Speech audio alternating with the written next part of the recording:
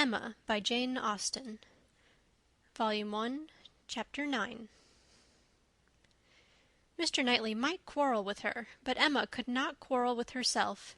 He was so much displeased that it was longer than usual before he came to Hartfield again, and when they did meet, his grave looks showed that she was not forgiven.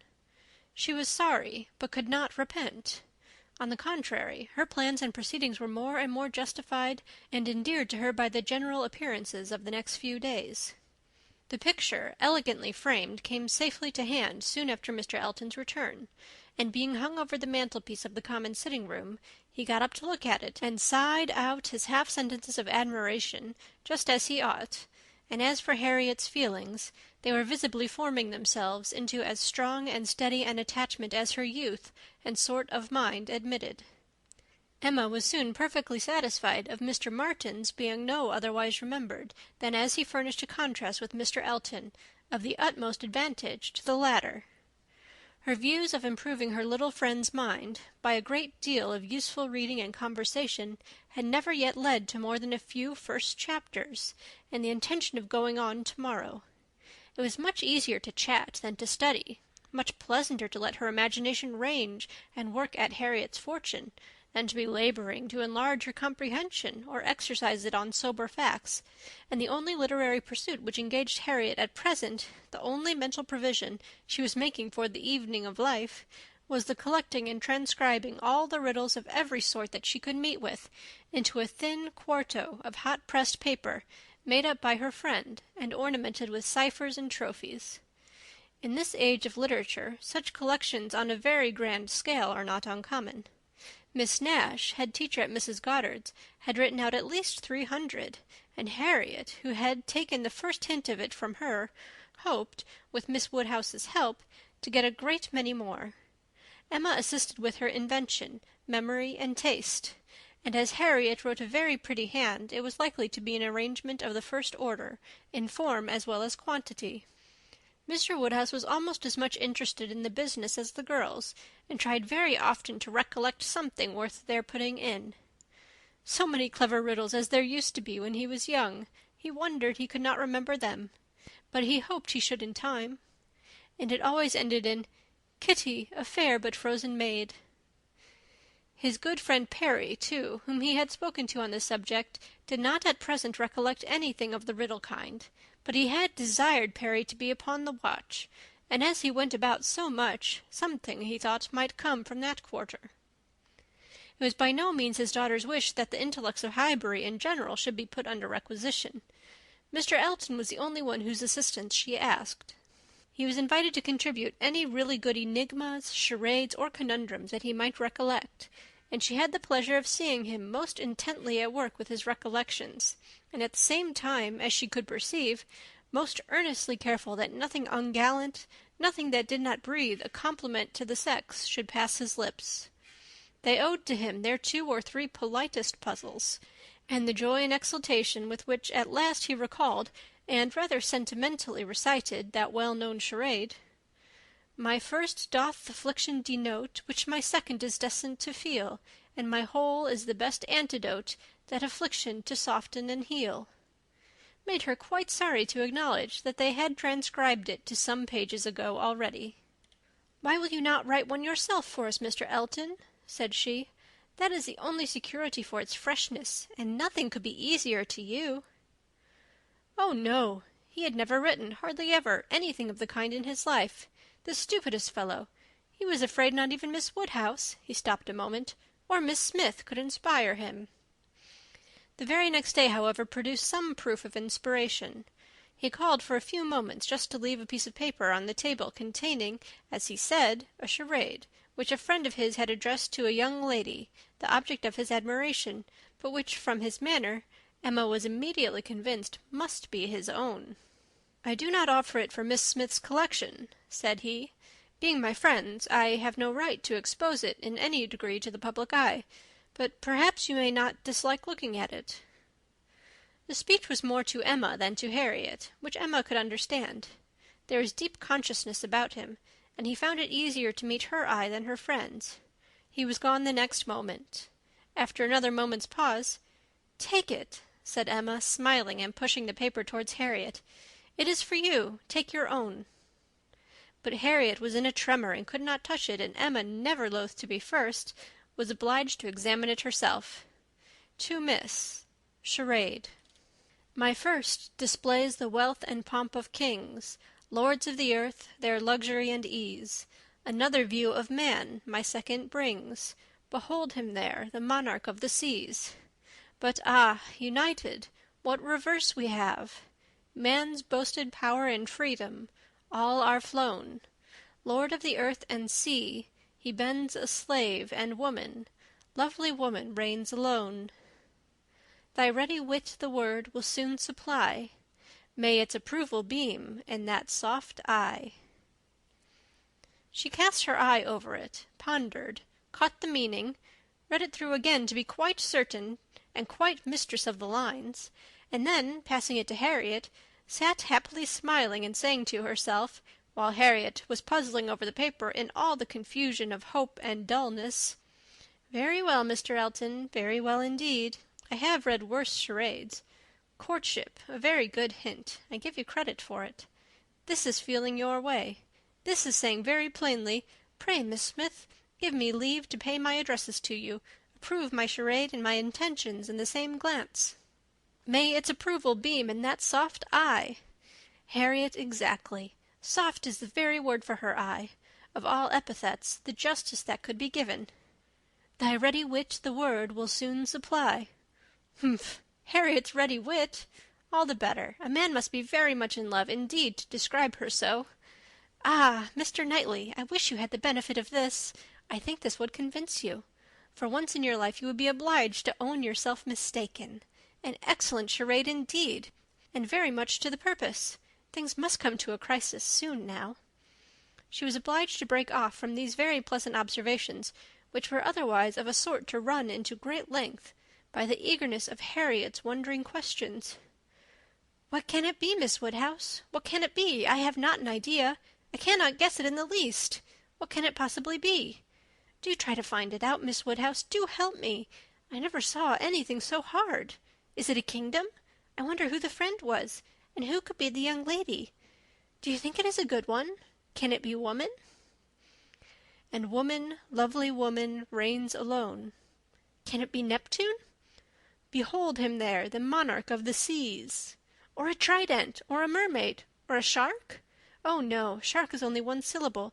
It must be very clever, or he would not have brought it. Oh, Miss Woodhouse, do you think we shall ever find it out? Mermaids and sharks! Nonsense! My dear Harriet, what are you thinking of? Where would be the use of his bringing us a charade made by a friend upon a mermaid or a shark? Give me the paper and listen. For Miss, read Miss Smith, my first displays the wealth and pomp of kings, lords of the earth, their luxury and ease. That is court. Another view of man my second brings. Behold him there, the monarch of the seas. That is ship, plain as it can be. Now for the cream. But united, courtship, you know. What reverse we have!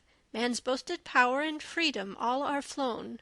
Lord of the earth and sea, he bends a slave, and woman, lovely woman, reigns alone. A very proper compliment. And then follows the application, which I think, my dear Harriet, you cannot find much difficulty in comprehending. Read it in comfort to yourself. There can be no doubt of its being written for you and to you. Harriet could not long resist so delightful a persuasion. She read the concluding lines, and was all flutter and happiness. She could not speak, but she was not wanted to speak. It was enough for her to feel. Emma spoke it for her. "There is so pointed and so particular a meaning in this compliment," said she, "that I cannot have a doubt as to Mr. Elton's intentions. You are his object, and you will soon receive the completest proof of it. I thought it must be so. I thought I could not be so deceived, but now it is clear. The state of his mind is as clear and decided as my wishes on the subject have been ever since I knew you. Yes, Harriet, just so long have I been wanting the very circumstance to happen what has happened. I could never tell whether an attachment between you and Mr. Elton were most desirable or most natural. Its probability and its eligibility have really so equalled each other. I am very happy. I congratulate you, my dear Harriet, with all my heart. This is an attachment which a woman may well feel pride in creating.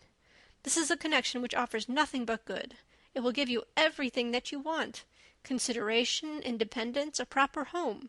It will fix you in the centre of all your real friends, close to Hartfield and to me, and confirm our intimacy forever. This, Harriet, is an alliance which can never raise a blush in either of us." "Dear Miss Woodhouse," and "Dear Miss Woodhouse," was all that Harriet, with many tender embraces, could articulate at first; but when they did arrive at something more like conversation, it was sufficiently clear to her friend that she saw, felt, anticipated, and remembered just as she ought. Mr. Elton's superiority had very ample acknowledgment. "Whatever you say is always right," cried Harriet, "and therefore I suppose, and believe, and hope it must be so. But otherwise I could not have imagined it. It is so much beyond anything I deserve. Mr. Elton, who might marry anybody. There cannot be two opinions about him. He is so very superior. Only think of those sweet verses, to Miss. Dear me, how clever! Could it really be meant for me?" "I cannot make a question, or listen to a question about that. It is a certainty. Receive it on my judgment.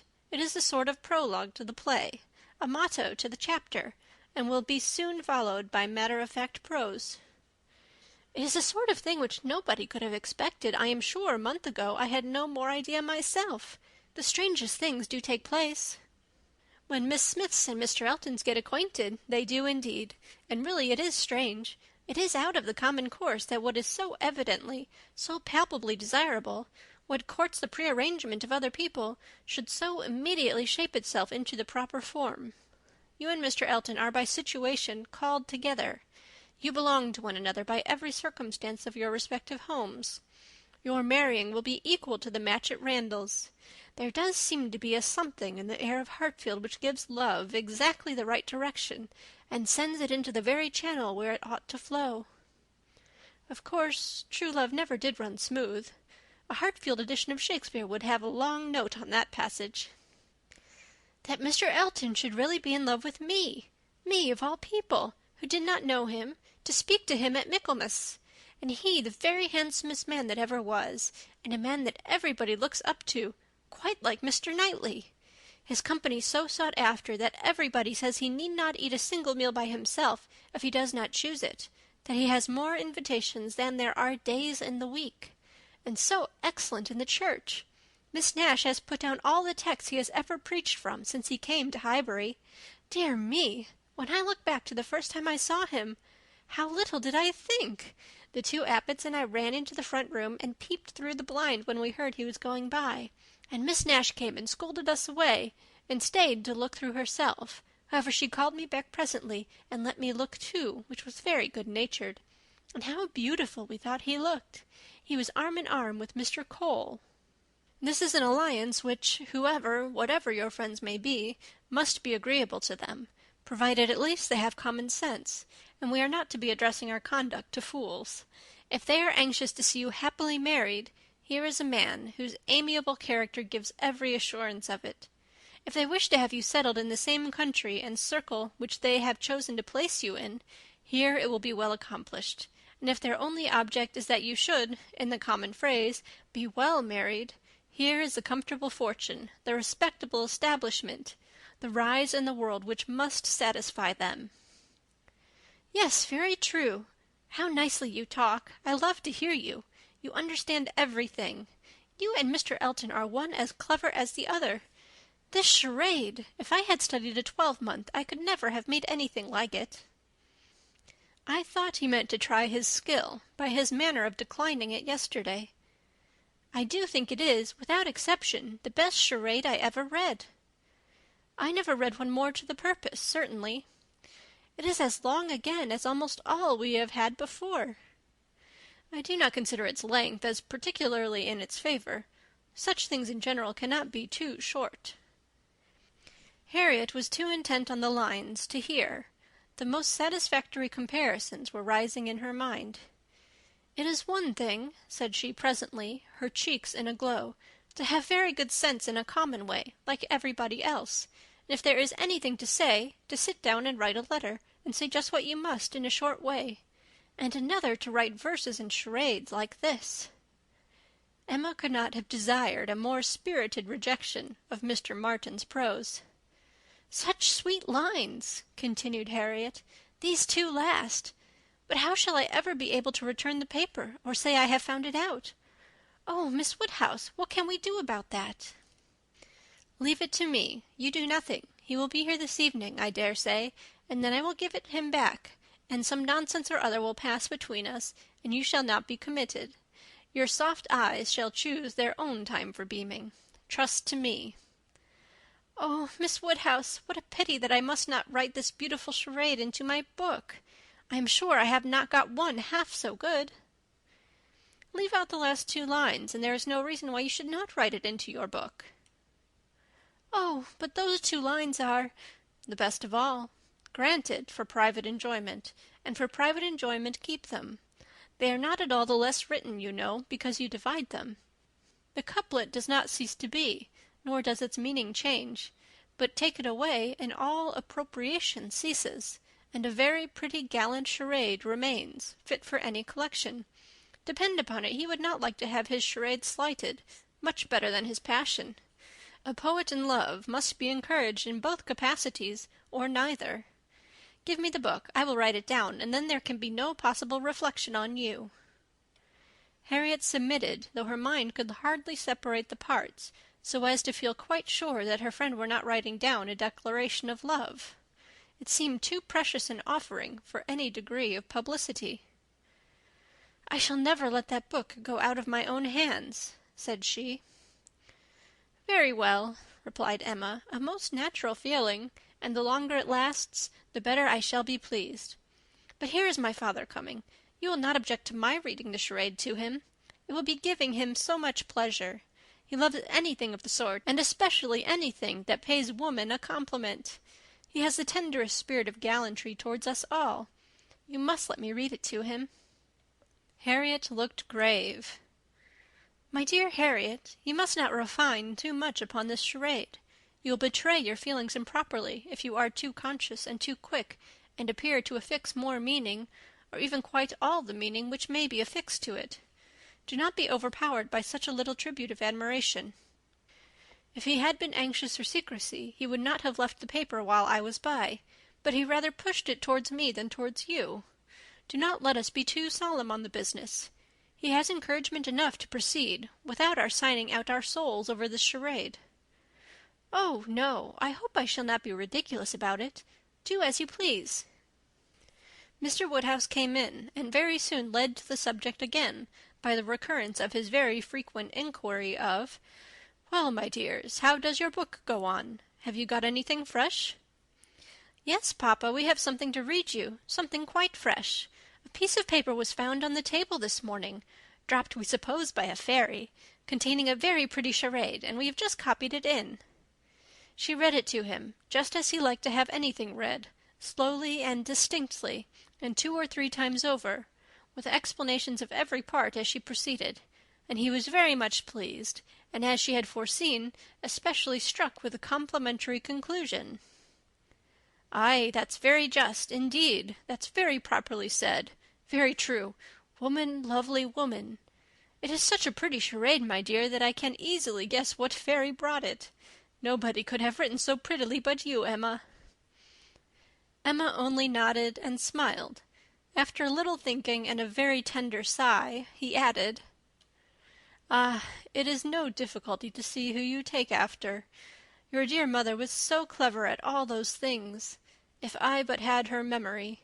But I can remember nothing, not even that particular riddle which you have heard me mention. I can only recollect the first stanza, and there are several. Kitty, a fair but frozen maid, kindled a flame I yet deplore. The hoodwinked boy I called to aid, though of his near approach afraid, so fatal to my suit before." And that is all that I can recollect of it, but it is very clever all the way through. But I think, my dear, you said you had got it. "Yes, papa, it is written out on our second page. We copied it from the elegant extracts. It was Garrick's, you know." "Ay, very true. I wish I could recollect more of it. Kitty, a fair but frozen maid. The name makes me think of poor Isabella, for she was very near being christened Catherine after her grandmamma. I hope we shall have her here next week. Have you thought, my dear, where you shall put her, and what room there will be for the children? Oh, yes, she will have her own room, of course, the room she always has, and there is the nursery for the children, just as usual, you know. Why should there be any change? I do not know, my dear, but it is so long since she was here. Not since last Easter, and then only for a few days. Mr. John Knightley's being a lawyer is very inconvenient. Poor Isabella! She is sadly taken away from us all. And how sorry she will be when she comes, not to see Miss Taylor here. She will not be surprised, papa, at least. I do not know, my dear. I am sure I was very much surprised when I heard she was going to be married. We must ask Mr. and Mrs. Weston to dine with us while Isabella is here. Yes, my dear, if there is time, but, in a very depressed tone, she is coming for only 1 week. There will not be time for anything. It is unfortunate that they cannot stay longer, but it seems a case of necessity. Mr. John Knightley must be in town again on the 28th, and we ought to be thankful, papa, that we are to have the whole of the time they can give to the country, that 2 or 3 days are not to be taken out for the Abbey. Mr. Knightley promises to give up his claim this Christmas, though you know it is longer, since they were with him, than with us. It would be very hard indeed, my dear, if poor Isabella were to be anywhere but at Hartfield. Mr. Woodhouse could never allow for Mr. Knightley's claims on his brother, or anybody's claims on Isabella except his own. He sat musing a little while, and then said, "But I do not see why poor Isabella should be obliged to go back so soon, though he does. I think, Emma, I shall try and persuade her to stay longer with us. She and the children might stay very well." "Ah, papa, that is what you never have been able to accomplish, and I do not think you ever will. Isabella cannot bear to stay behind her husband." This was too true for contradiction. Unwelcome as it was, Mr. Woodhouse could only give a submissive sigh, and as Emma saw his spirits affected by the idea of his daughter's attachment to her husband, she immediately led to such a branch of the subject as must raise them. "Harriet must give us as much of her company as she can while my brother and sister are here. I am sure she will be pleased with the children. We are very proud of the children, are not we, papa? I wonder which she will think the handsomest, Henry or John?" "I wonder which she will. Poor little dears, how glad they will be to come. They are very fond of being at Hartfield, Harriet." "I dare say they are, sir. I am sure I do not know who is not." "Henry is a fine boy, but John is very like his mamma. Henry is the eldest. He was named after me, not after his father. John, the second, is named after his father. Some people are surprised, I believe, that the eldest was not, but Isabella would have him called Henry, which I thought very pretty of her. And he is a very clever boy indeed. They are all remarkably clever, and they have so many pretty ways. They will come and stand by my chair and say, 'Grandpapa, can you give me a bit of string?' And once Henry asked me for a knife, but I told him knives were only made for grandpapas. I think their father is too rough with them very often." "He appears rough to you," said Emma, "because you are so very gentle yourself. But if you could compare him with other papas, you would not think him rough. He wishes his boys to be active and hardy, and if they misbehave can give them a sharp word now and then. But he is an affectionate father. Certainly Mr. John Knightley is an affectionate father. The children are all fond of him. And then their uncle comes in and tosses them up to the ceiling in a very frightful way." "But they like it, papa. There's nothing they like so much. It is such enjoyment to them that if their uncle did not lay down the rule of their taking turns, whichever began would never give way to the other." "Well, I cannot understand it." "That is the case with us all, papa. One half of the world cannot understand the pleasures of the other." Later in the morning, and just as the girls were going to separate in preparation for the regular 4 o'clock dinner, the hero of this inimitable charade walked in again. Harriet turned away, but Emma could receive him with the usual smile, and her quick eyes soon discerned in his the consciousness of having made a push, of having thrown a die, and she imagined he was come to see how it might turn up. His ostensible reason, however, was to ask whether Mr. Woodhouse's party could be made up in the evening without him, or whether he should be in the smallest degree necessary at Hartfield. If he were, everything else must give way, but otherwise his friend Cole had been saying so much about his dining with him, had made such a point of it, that he had promised him conditionally to come. Emma thanked him, but could not allow of his disappointing his friend on their account. His father was sure of his rubber. He re-urged, she re-declined, and he seemed then about to make his bow, when, taking the paper from the table, she returned it. "Oh, here is the charade you were so obliging as to leave with us. Thank you for the sight of it. We admired it so much that I have ventured to write it into Miss Smith's collection. Your friend will not take it amiss, I hope. Of course I have not transcribed beyond the first 8 lines."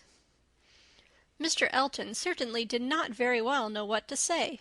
He looked rather doubtingly, rather confused, said something about honour, glanced at Emma and at Harriet, and then, seeing the book open on the table, took it up and examined it very attentively. With the view of passing off an awkward moment, Emma smilingly said, "You must make my apologies to your friend, but so good a charade must not be confined to 1 or 2. He may be sure of every woman's approbation while he writes with such gallantry." "I have no hesitation in saying," replied Mr. Elton, though hesitating a good deal while he spoke, "I have no hesitation in saying, at least, if my friend feels at all as I do, I have not the smallest doubt that, could he see his little effusion honoured as I see it," looking at the book again and replacing it on the table, "he would consider it as the proudest moment of his life." After this speech he was gone as soon as possible.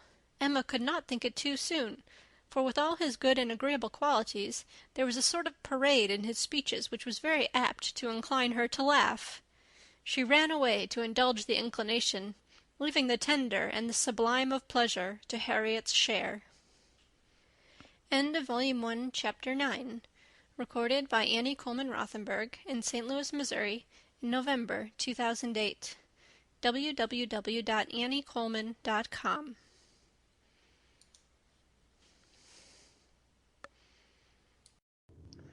Emma by Jane Austen, Volume 1, Chapter 10. Though now the middle of December, there had yet been no weather to prevent the young ladies from tolerably regular exercise, and on the morrow Emma had a charitable visit to pay to a poor sick family who lived a little way out of Highbury. Their road to this detached cottage was down Vicarage Lane, a lane leading at right angles from the broad, though irregular, main street of the place, and, as may be inferred, containing the blessed abode of Mr. Elton. A few inferior dwellings were first to be passed, and then, about 1/4 of a mile down the lane, rose the vicarage, an old and not very good house, almost as close to the road as it could be.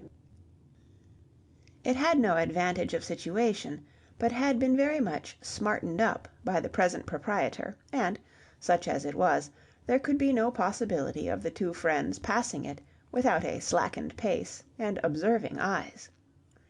Emma's remark was, "There it is. There go you and your riddle book one of these days." Harriet's was, "Oh, what a sweet house! How very beautiful! There are the yellow curtains that Miss Nash admires so much." "I do not often walk this way now," said Emma, as they proceeded. "But then there will be an inducement, and I shall gradually get intimately acquainted with all the hedges, gates, pools, and pollards of this part of Highbury." Harriet, she found, had never in her life been withinside the vicarage, and her curiosity to see it was so extreme that, considering exteriors and probabilities, Emma could only class it as a proof of love, with Mr. Elton's seeing ready wit in her. "I wish we could contrive it," said she, "but I cannot think of any tolerable pretence for going in. No servant that I want to inquire about of his housekeeper, no message from my father." She pondered, but could think of nothing. After a mutual silence of some minutes, Harriet thus began again. "I do so wonder, Miss Woodhouse, that you should not be married, or going to be married, so charming as you are." Emma laughed and replied, "My being charming, Harriet, is not quite enough to induce me to marry. I must find other people charming, one other person at least, and I am not only not going to be married at present, but have very little intention of ever marrying at all." "Ah, so you say, but I cannot believe it." "I must see somebody very superior to any one I have seen yet, to be tempted. Mr. Elton, you know," recollecting herself, "is out of the question, and I do not wish to see any such person. I would rather not be tempted. I cannot really change for the better. If I were to marry, I must expect to repent it." "Dear me! It is so odd to hear a woman talk so." "I have none of the usual inducements of women to marry. Were I to fall in love, indeed it would be a difficult thing. But I have never been in love. It is not my way or my nature, and I do not think I ever shall. And, without love, I am sure I should be a fool to change such a situation as mine. Fortune I do not want, employment I do not want, consequence I do not want. I believe few married women are half as much mistress of their husband's house as I am of Hartfield, and never, never could I expect to be so truly beloved and important, so always first and always right in any man's eyes as I am in my father's. But then, to be an old maid at last, like Miss Bates!" "That is as formidable an image as you could present, Harriet, and if I thought I should ever be like Miss Bates, so silly, so satisfied, so smiling, so prosing, so undistinguishing and unfastidious, and so apt to tell everything relative to everybody about me, I would marry to-morrow. But between us I am convinced there never can be any likeness, except in being unmarried." "But still, you will be an old maid, and that's so dreadful." "Never mind, Harriet, I shall not be a poor old maid, and it is poverty only which makes celibacy contemptible to a generous public.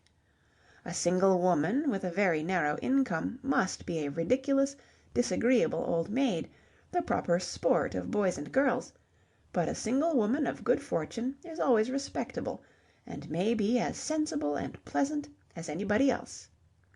And the distinction is not quite so much against the candour and common sense of the world as appears at first, for a very narrow income has a tendency to contract the mind and sour the temper. Those who can barely live, and who live perforce in a very small and generally very inferior society, may well be illiberal and cross. This does not apply, however, to Miss Bates. She is only too good-natured and too silly to suit me, but in general she is very much to the taste of everybody, though single and though poor. Poverty certainly has not contracted her mind. I really believe, if she had only a shilling in the world, she would be very likely to give away sixpence of it, and nobody is afraid of her. That is a great charm." "Dear me! But what shall you do? How shall you employ yourself when you grow old?" "If I know myself, Harriet, mine is an active, busy mind, with a great many independent resources, and I do not perceive why I should be more in want of employment at 40 or 50 than 21. Women's usual occupations of hand and mind will be as open to me then as they are now, or with no important variation. If I draw less, I shall read more. If I give up music, I shall take to carpet work. And as for objects of interest, objects for the affections, which is in truth the great point of inferiority, the want of which is really the great evil to be avoided in not marrying, I shall be very well off, with all the children of a sister I love so much to care about. There will be enough of them, in all probability, to supply every sort of sensation that declining life can need. There will be enough for every hope and every fear, and though my attachment to none can equal that of a parent, it suits my ideas of comfort better than what is warmer and blinder. My nephews and nieces! I shall often have a niece with me." "Do you know Miss Bates's niece? That is, I know you must have seen her 100 times, But are you acquainted?" "Oh, yes. We are always forced to be acquainted whenever she comes to Highbury. By the by, that is almost enough to put one out of conceit with a niece. Heaven forbid, at least, that I should ever bore people half so much about all the Knightleys together as she does about Jane Fairfax. One is sick of the very name of Jane Fairfax. Every letter from her is read 40 times over. Her compliments to all friends go round and round again, and if she does but send her aunt the pattern of a stomacher, or knit a pair of garters for her grandmother, one hears of nothing else for a month. I wish Jane Fairfax very well, but she tires me to death." They were now approaching the cottage, and all idle topics were superseded. Emma was very compassionate, and the distresses of the poor were as sure of relief from her personal attention and kindness, her counsel and her patience, as from her purse. She understood their ways, could allow for their ignorance and their temptations, had no romantic expectations of extraordinary virtue from those for whom education had done so little, entered into their troubles with ready sympathy, and always gave her assistance with as much intelligence as good-will. In the present instance it was sickness and poverty together which she came to visit, and after remaining there as long as she could give comfort or advice, she quitted the cottage with such an impression of the scene as made her say to Harriet as they walked away: "These are the sights, Harriet, to do one good. How trifling they make everything else appear! I feel now as if I could think of nothing but these poor creatures all the rest of the day, and yet who can say how soon it may all vanish from my mind?" "Very true," said Harriet. "Poor creatures, one can think of nothing else." "And really, I do not think the impression will soon be over," said Emma, as she crossed the low hedge and tottering footstep which ended the narrow slippery path through the cottage garden and brought them into the lane again. "I do not think it will," stopping to look once more at all the outward wretchedness of the place, and recall the still greater within. "Oh dear, no," said her companion. They walked on. The lane made a slight bend, and when that bend was passed, Mr. Elton was immediately in sight, and so near as to give Emma time only to say farther: "Ah, Harriet, here comes a very sudden trial of our stability and good thoughts. Well," smiling, "I hope it may be allowed that if compassion has produced exertion and relief to the sufferers, it has done all that is truly important. If we feel for the wretched enough to do all we can for them, the rest is empty sympathy, only distressing to ourselves." Harriet could just answer, "Oh dear, yes," before the gentlemen joined them. The wants and sufferings of the poor family, however, were the first subject on meeting. He had been going to call on them. His visit he would now defer, but they had a very interesting parley about what could be done and should be done. Mr. Elton then turned back to accompany them. "To fall in with each other on such an errand as this," thought Emma, "to meet in a charitable scheme, this will bring a great increase of love on each side. I should not wonder if it were to bring on the Declaration. It must, if I were not here. I wish I were anywhere else." Anxious to separate herself from them as far as she could, she soon afterwards took possession of a narrow footpath, a little raised on one side of the lane, leaving them together in the main road. But she had not been there 2 minutes when she found that Harriet's habits of dependence and imitation were bringing her up too, and that, in short, they would both be soon after her. This would not do. She immediately stopped, under pretence of having some alteration to make in the lacing of her half-boot, and stooping down in complete occupation of the footpath, begged them to have the goodness to walk on, and she would follow in half a minute. They did as they were desired, and by the time she judged it reasonable to have done with her boot, she had the comfort of farther delay in her power, being overtaken by a child from the cottage, setting out, according to orders, with her pitcher, to fetch broth from Hartfield. To walk by the side of this child, and talk to and question her, was the most natural thing in the world, or would have been the most natural, had she been acting just then without design, and by this means the others were still able to keep ahead, without any obligation of waiting for her. She gained on them, however, involuntarily. The child's pace was quick, and theirs rather slow, and she was the more concerned at it from their being evidently in a conversation which interested them. Mr. Elton was speaking with animation, Harriet listening with a very pleased attention, and Emma, having sent the child on, was beginning to think how she might draw back a little more, when they both looked around, and she was obliged to join them. Mr. Elton was still talking, still engaged in some interesting detail, and Emma experienced some disappointment when she found that he was only giving his fair companion an account of the yesterday's party at his friend Cole's, and that she would come in herself for the Stilton cheese, the North Wiltshire, the butter, the celery, the beetroot, and all the dessert. This would soon have led to something better, of course, was her consoling reflection. Anything interests between those who love, and anything will serve as introduction to what is near the heart. If I could but have kept longer away. They now walked on together quietly till within view of the vicarage pales, when a sudden resolution of at least getting Harriet into the house made her again find something very much amiss about her boot, and fall behind to arrange it once more.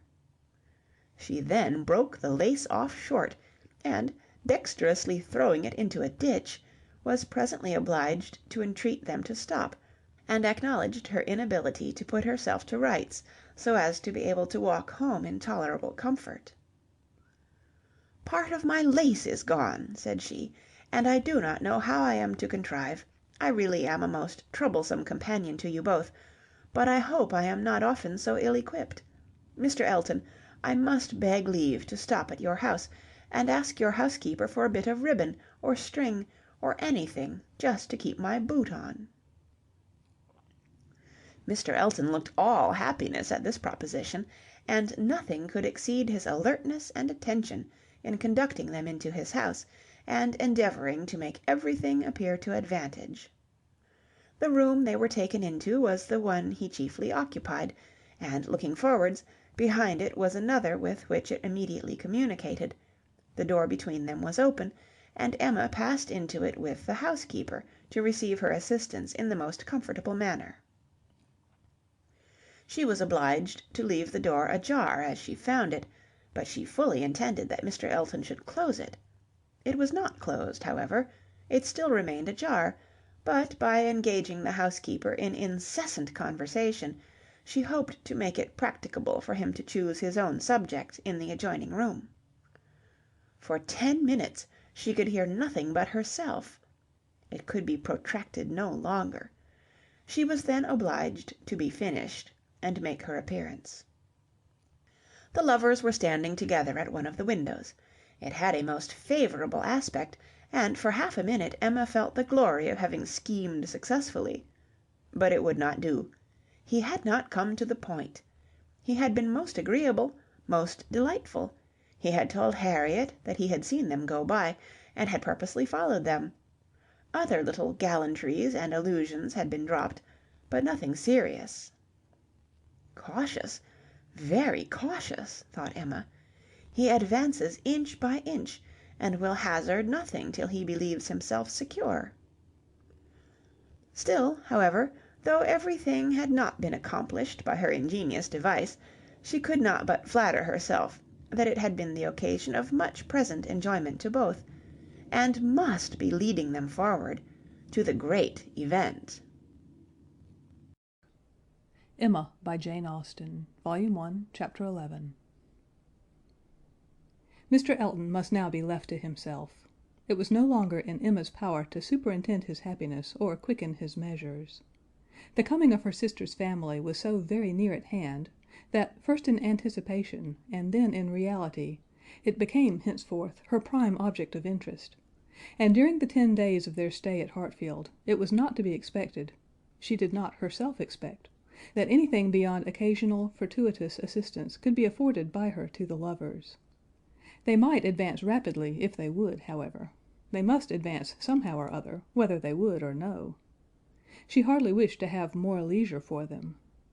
There are people who the more you do for them, the less they will do for themselves.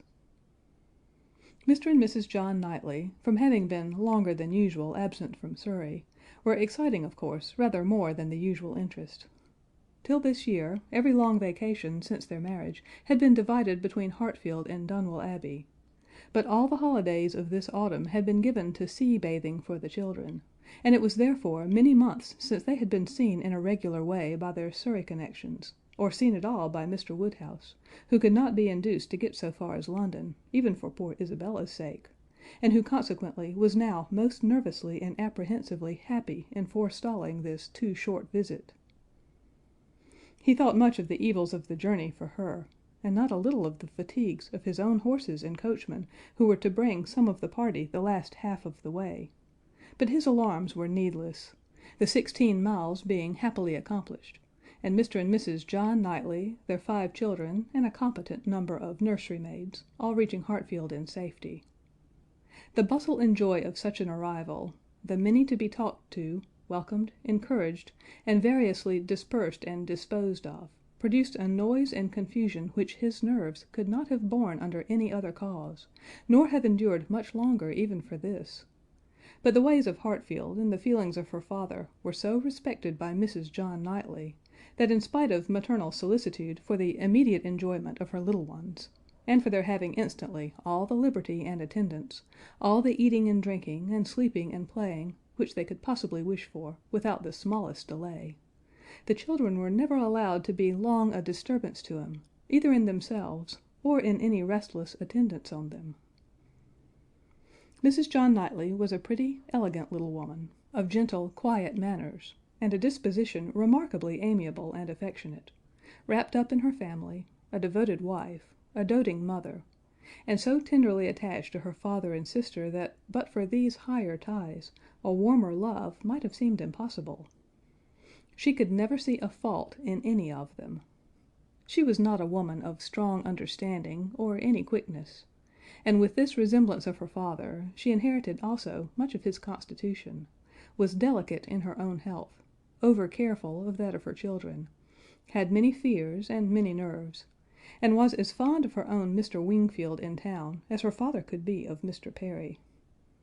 They were alike, too, in a general benevolence of temper, and a strong habit of regard for every old acquaintance. Mr. John Knightley was a tall, gentlemanlike, and very clever man, rising in his profession, domestic and respectable in his private character, but with reserved manners which prevented his being generally pleasing, and capable of being sometimes out of humor.